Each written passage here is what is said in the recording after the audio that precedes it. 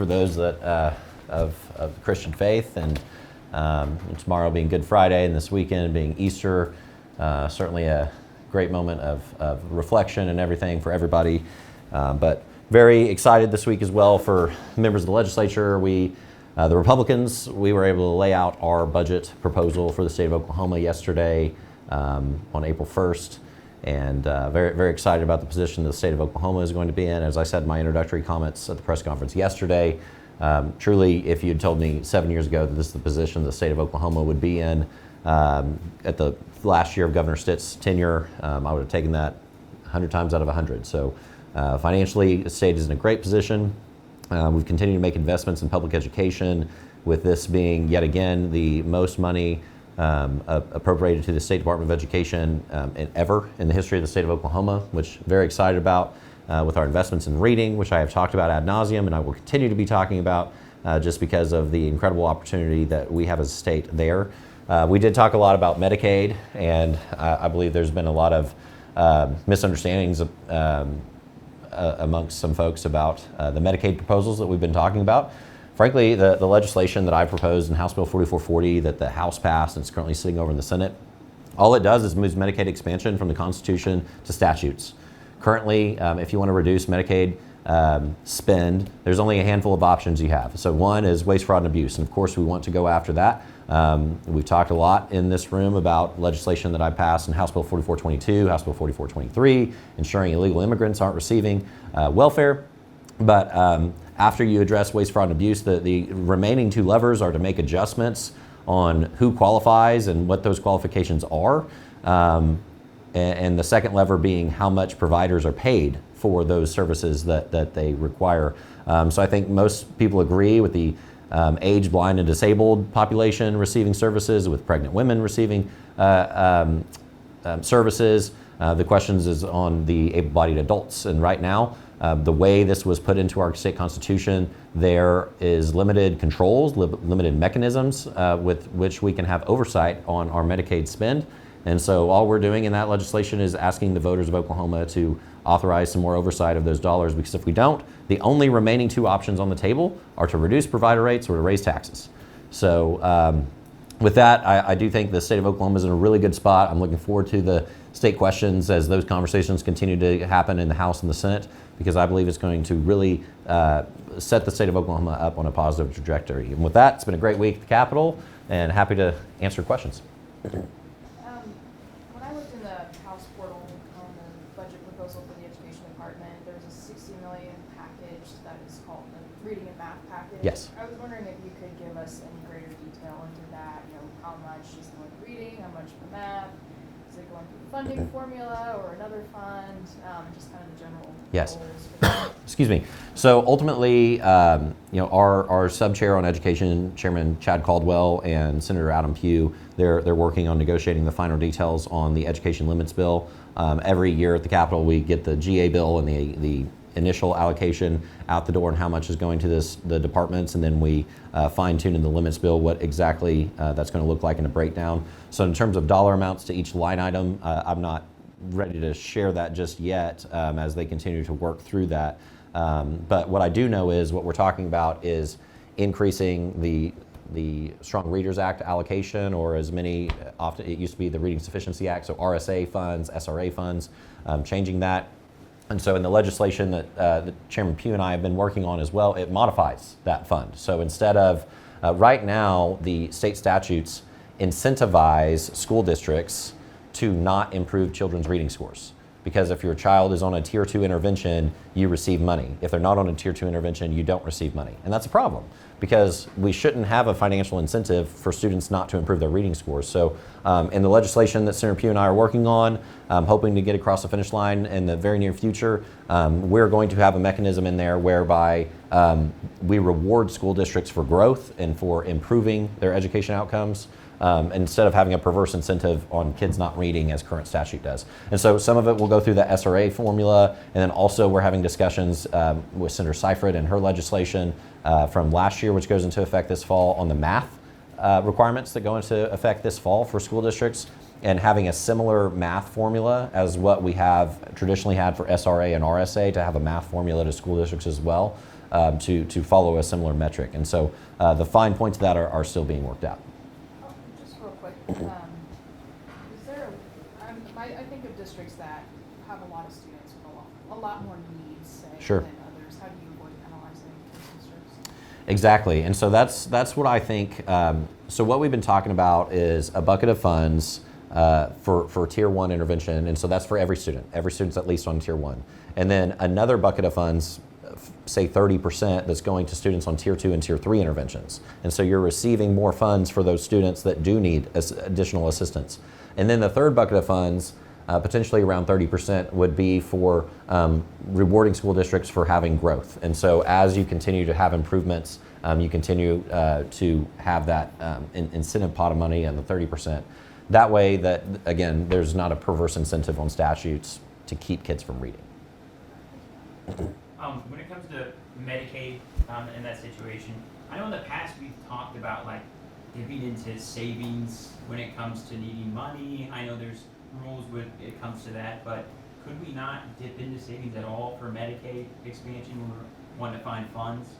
Yeah, we can. We do need to be cautious of that because Medicaid spend, that's a recurring expenditure. And so when you go into one-time funds for a recurring expense, you do that with eyes wide open, knowing, eventually you could deplete your savings, and then you're in a difficult position.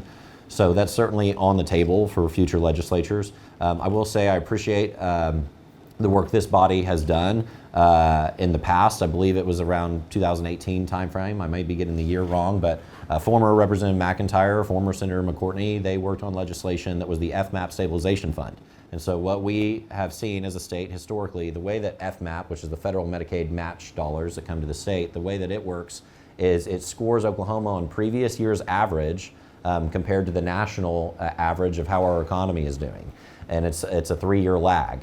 But typically what happens is in the 3-year lag, it shows that our economy is doing really well. And by the time that FMAP hits us with a 3-year lag, our economy is actually doing poorly. And then it just so happens when we're doing poorly and we get the good returns from FMAP because we had our economy compared to the rest of the nation was doing poorly, that happens to be years that we're doing really well. And so we're really wise, I believe, in previous years that when we were getting that good bump on FMAP due to prior years' bad economy, while things were actually in the present time going well for Oklahoma, we saved a portion of those FMAP funds in the FMAP stabilization account so that inevitably when the FMAP rates dropped, which they have, we have funds available that we can plug those holes with as that continues to fluctuate, as that account does. And then one more question. I know we talked about people abusing, it suggested people abuse Medicaid in Oklahoma. Would you not want a study done where we look at people possibly abusing? I know the governor's mentioned that before. Would you support a study before we make changes to anything, even if it's like next year? Oh, for sure. So House Bill 4440, when it inevitably goes to the ballot as a state question and moves it into statutes, I would say absolutely. The legislature should study any changes. They should not just make changes to Medicaid on a whim. Those should be very much thought out. The people of Oklahoma have voted for Medicaid expansion, and so any tweaks that you're going to make need to be done in a very public process and talking through and thinking through what the ramifications of that could be. Absolutely. Now, I would say on studying Medicaid, there's probably fewer, not a whole lot of services that government provides that have been studied more than Medicaid, so I do think there's a lot of research out there, but certainly we want to study any impact of anything that we would propose on the state of Oklahoma. You've talked about the Medicaid expansion limited because of the constitutional amendment and your hands are tied as a legislature. Then today, I think you've advanced the voter ID bill. There was a state question in statute that now would go back to state question for constitutional. What's the flip there? Why is it constitutional okay on one side of voter ID and not on Medicaid expansion? Absolutely. And so if you look at that proposed SJR on voter identification, it says voter identification shall be required. Now, the process of how that happens can be determined by statute. And so there is a lot of free space there for the legislature to make sure that it is determined in a way that makes sense. There was one member of the committee who brought up some concerns about how it could affect the disabled community in the state of Oklahoma. And absolutely, we're cognizant of those concerns, and that's why the way that proposed joint resolution is worded, it gives the legislature the ability to implement that in a way that makes sense for all Oklahomans. Why put it on August instead of November? So ultimately, Oklahoma has one of the longest state constitutions in the English-speaking world. As you all know, it passed a ballot measure to propose a state constitutional convention. Would love to see the state constitution, be structured in such a way that the average Oklahoman can actually read it, because I don't think it's good government when most of the residents of a state don't know what's in their state constitution. But I would say to that end, because we have such a long state constitution, that means every 2 years we end up inevitably having a lot of state questions on the ballot. And I think in order to make sure that we're having a well-educated populace as they're going to the voter booths, I think it's better to split some of those, have some of the state questions in August, some of them in November, instead of having an incredibly lengthy November ballot with everything on the same ballot. Outside of the budget filing day yesterday, just seeing the sheer amount of people that showed up to file to run for state office, just what does that mean for the future of the state in your mind? Yeah, it's incredibly exciting. I spent some time yesterday waiting in line, just like everybody else, and I think it was about a 30-minute wait, give or take, and had my wife and my 3 daughters with me, and it was pretty cool. It took me back to the first time that I filed 10 years ago. It was cool. I don't see Randy in the room, but Randy kind of visited with me as I was in line, and I remember 10 years ago I was running for office, 22 years old for the first time, and Randy was interviewing me then too. He was kind of like in the same spot doing the same thing, so kind of deja vu. But it's really exciting. This is the process, the democratic process of the people of Oklahoma having their opportunity to let their voice be heard through who they elect to represent them at the state capitol, and this is a really important process. And appreciate Secretary Xerax and his team and the efficient way that they set up that process so it could move and they could process a lot of those applications quickly, and where everybody can look online and see everybody that's filing. And I think his team has put together a really good process. Back to Medicaid for a second.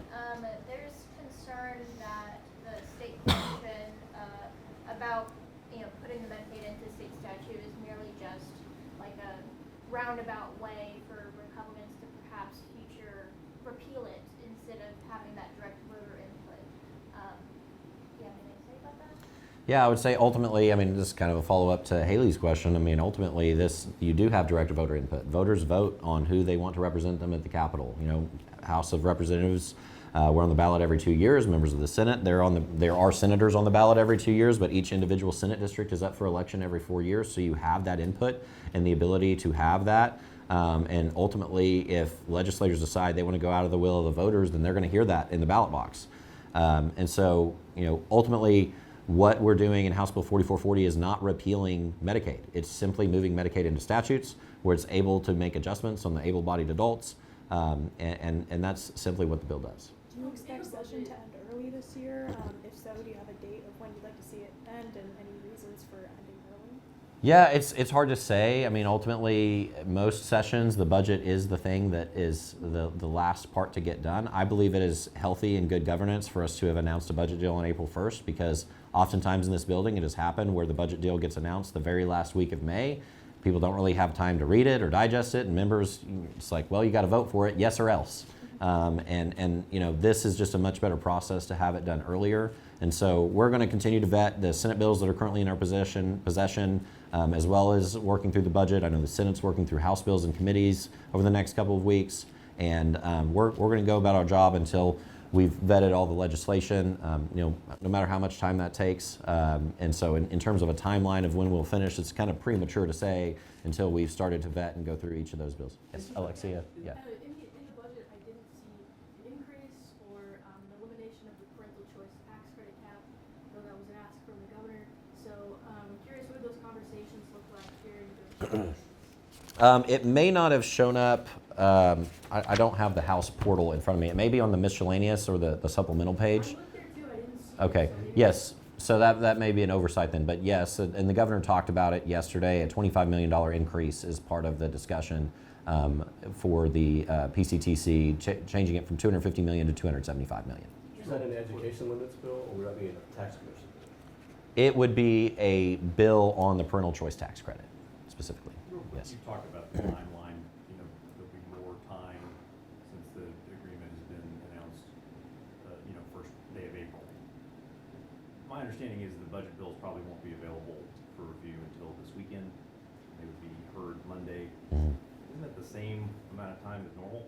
No, I would disagree because oftentimes we've been in this building where the announcement is made on a Monday and then the budget bill drops that evening and it's voted the same day. I mean, we made the announcement yesterday and we posted the items on the House portal for everybody to see it.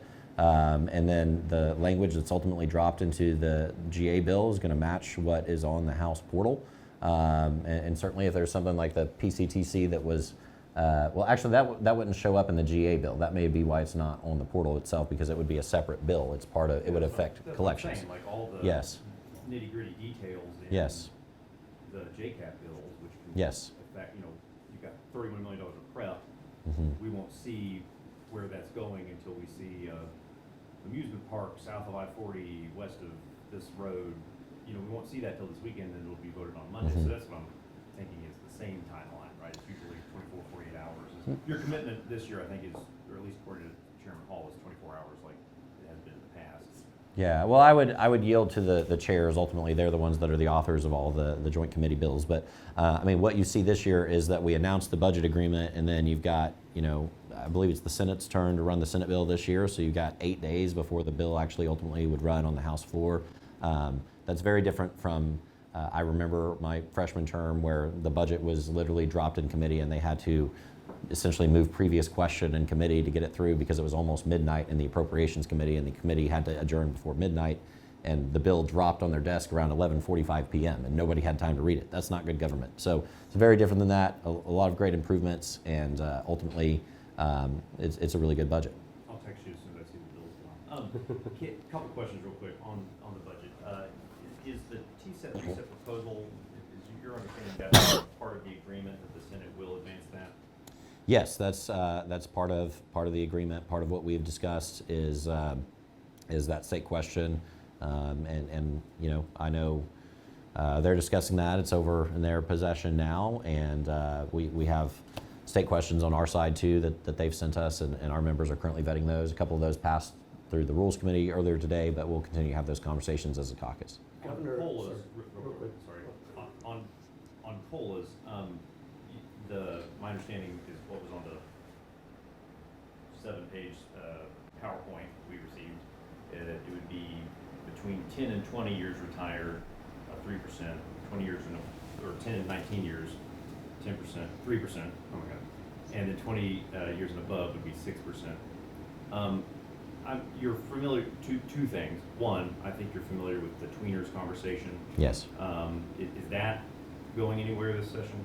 So that's part of why ultimately there was agreement on the additional COLA for the 20 plus years of 6% to help those in the tweener population in the fire and police system. Now I do think there's probably still a gap between those retired firefighters, police officers, and so I would love to continue having those conversations, in future years. But of course, this does make a lot of progress by 6% of the COLA going to that population. Second part of the question. Paul might answer this if he keep. Well, we play well together. Whose turn is it to buy Coors Light? Anyway, are you concerned?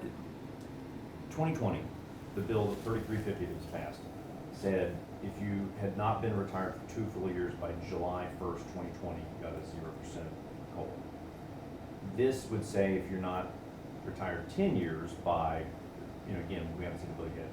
I'm assuming July 1, 2026, you would not receive a COLA. Is that not setting up a very slight similar tweener group of people who retired between July 1st, 2018 and June 30th, 2020, who would not get this COLA and then would be, conceivably 7 years without a COLA and then would only be eligible for a COLA the next time this comes up in 2, 3, 4, 5 years? I think it's a great point. Anytime you make adjustments and you have cutoff lines wherever they may be, it ultimately is going to have conversations of a difference in compensation. And now on every system that I'm aware of where we have a pension, those who are more recently retired have higher salaries, in some cases substantially higher salaries than those who would have retired 10 plus years ago. And so ultimately, the thought behind it is those who have recently retired, have the higher compensation base pay that it's judged against versus the cost of living adjustment. But I mean, you bring up a good point, and it is something that we've discussed. Ultimately, there have been a lot of conversations about COLAs. I'm excited that we're getting something across the finish line because I think those men and women that have been retired 10 plus years and haven't received a COLA, this is going to be a great benefit to them. And yes, Mr. Monies, you've waited very patiently. The governor talked about, revoting on several state questions in the state of the state. Among the ones we haven't seen would be medical marijuana. Was there any discussion on that coming up over budget negotiations with the governor, the House and Senate? That was a fairly popular initiative when it first passed. So the governor proposed it during the State of the State, and ultimately there were no legislators, to my knowledge, who proposed any legislation that matched what he was calling for in his State of the State. And that won't come up later as a surprise to anybody? Or? It would certainly be a surprise to me. Are you still trying to add school days? You as in the House, sorry. Is that still on the table? Oh yes. I'm very hopeful that legislation will pass. I'm excited. As I said a few weeks ago, we planted a flag in the ground of wanting a $175 million increase to the education budget. We've far exceeded that with this proposed budget that we'll be considering next week. And I'm hopeful that the Senate will pass that. It is the pro tem's bill, after all. 3 questions if we have time. In your negotiations and talks with the governor, were y'all committed to maintaining OHP patrols in metro areas? That was such a controversial conversation, and do you feel like that we've accomplished that going forward with trooper academies? That's number 1. Number 2, can you explain how the dream accounts work? And number 3, what's the Independent Athletics Commission, and how's that going to work?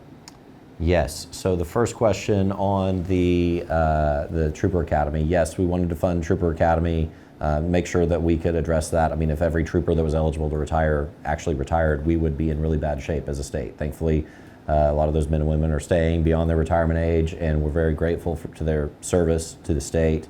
As far as the areas of patrol, that was not part of the budget discussions. I mean, that's really more of a policy discussion than budget. I know everything does intertwine to some extent, but that's more of a policy discussion. I don't recall it ever coming up during the budget negotiations.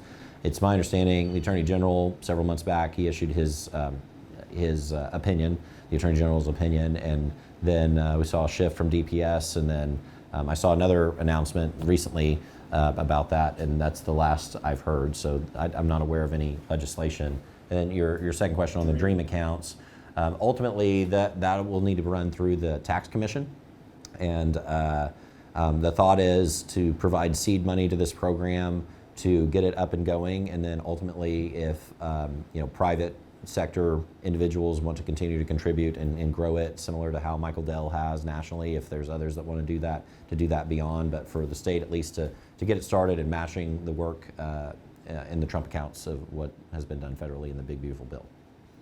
And what about the Athletics Commission? We established that last year, I believe, to be an independent agency. It was a department within OSDH, and then we pulled it out last year to be an independent agency. Okay, so that doesn't have anything to do with the OSSA? No. As much fun as that would be. There's also $3 million in the budget to purchase a state plane. Can you talk about that? And was that a request, or is it another plane replacing a current plane? Yeah, that was a request from the governor to put in the budget for the next governor, and so he's asked for that as part of the budget negotiations. How's that process going to play out? Open bid? So ultimately, they asked for the funds to go through the Department of Transportation, and so I know they have processes on how they go about state purchases. I would assume all things would comply with the State Purchasing Act and the requirements therein. Yeah, that was a request from the governor as he's been in office, and I think questions about that probably are better answered by him, since that was his request, but he felt it would be very beneficial to his successor in having a state plane. What about the $3 million to the Civics Institute at OU? That I believe Eccles proposed that a couple years ago. Looks like it's finally funded. What's going to happen with that? Yeah, I'm excited about that. That is something we've been talking about in this building. I think it was probably 4 years ago or so when Representative Eccles first proposed that, and had conversations with the University of Oklahoma, and by all accounts seemed to be supportive of the idea. And so the legislation, I believe it is Leader Daniels on the Senate side and Representative LePack on our side, and I know they've been having conversations on what the ultimate language will look like to finalize that, as well as working with OU. I know that the Commerce Department asked for money to get ready for the 2030 census, and I didn't see that on the portal, and I didn't see that on the paper. Were there conversations about delaying that for perhaps maybe next year, or what that look like? I believe there is funding for that, so it should be reflected on the portal, on the. It wasn't there when I looked yesterday after the. Yeah, let me check on that as soon as we're out of here. Okay, Yeah. thanks. All right, thank y'all. Thanks.